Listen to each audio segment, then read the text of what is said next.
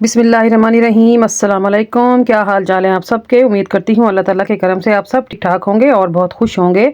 तो चलिए आज हम बनाएंगे दाल और चिकन की शामी कबाब रेशेदार बनाएंगे। जिन लोगों को ये शिकायत होती है कि उनकी शामी में रेशा नहीं बनता या फिर उनका बैटर नरम पड़ जाता है और जब वो उसको फ्राई करने लगते हैं तो वो खुल जाता है, तो वो क्या ऐसी मिस्टेक करते हैं जिसकी वजह से ये सब शिकायत उनके सामने आती हैं।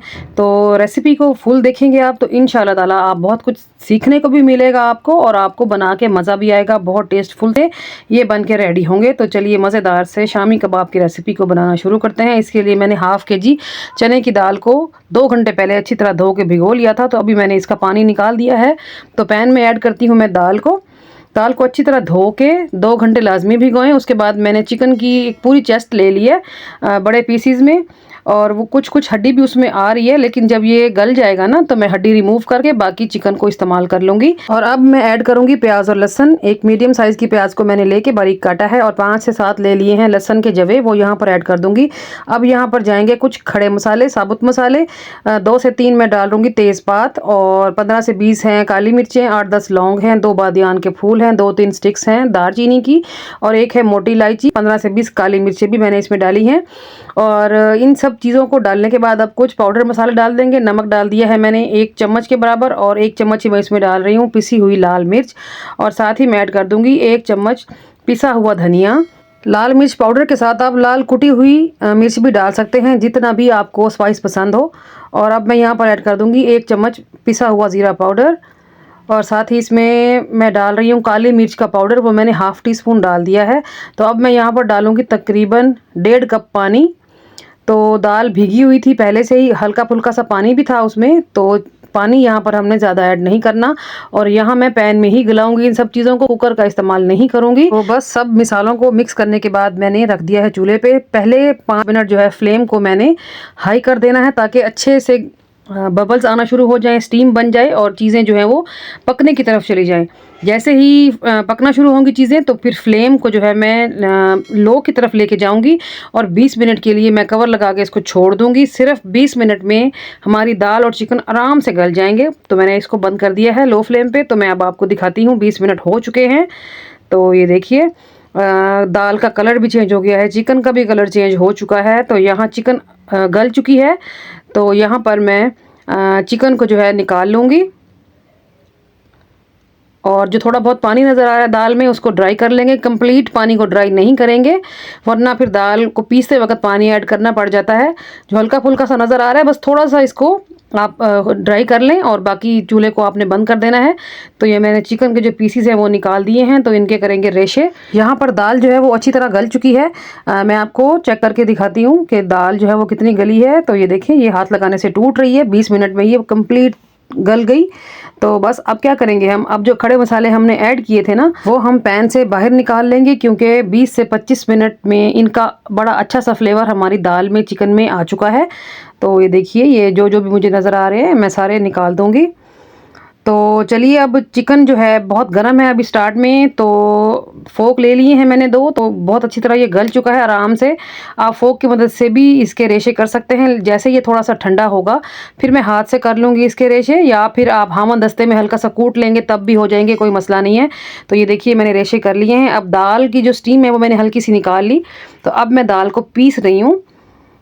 तो ये देखिए, मैंने 2 बैजिस में दाल को पीसा था।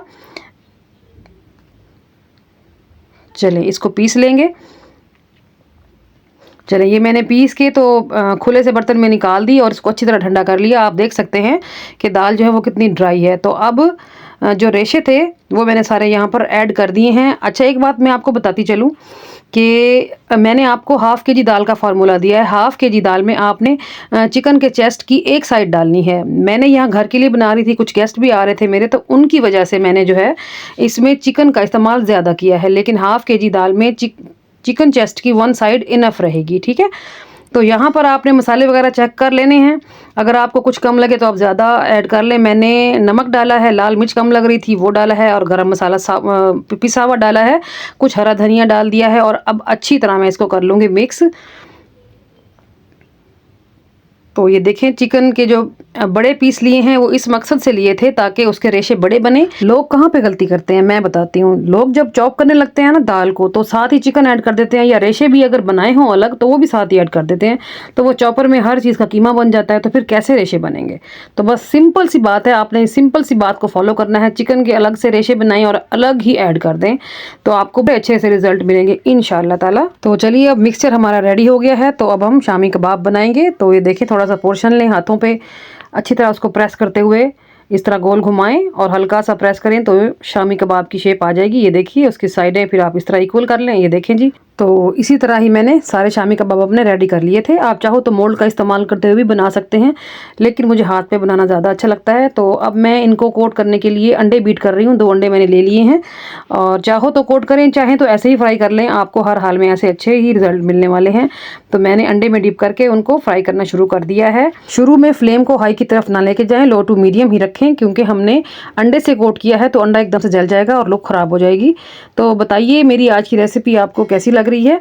उम्मीद करती हूँ मेरी आज की रेसिपी आपको अच्छी लगी होगी। अच्छी लगी है ना तो मेरी वीडियो को लाइक कीजिए, चैनल को सब्सक्राइब कर दें और बेल आइकन को प्रेस करके ऑल पे ज़रूर क्लिक कर दिया करें, ताकि मेरी हर दिन आने वाली नई रेसिपी आपको टाइम पे मिल सके, जिसके लिए मैं आपकी बहुत शुक्रगुजार रहूँगी। और मेरी रेसिपी को आपने कहीं ना कहीं लाजमी शेयर करना होता है, और मुझे ये भी ज़रूर बताया करें कि आप मेरी रेसिपी को कहाँ कहाँ से वॉच करते हैं, ताकि मैं आपका शुक्रिया अदा कर सकूँ।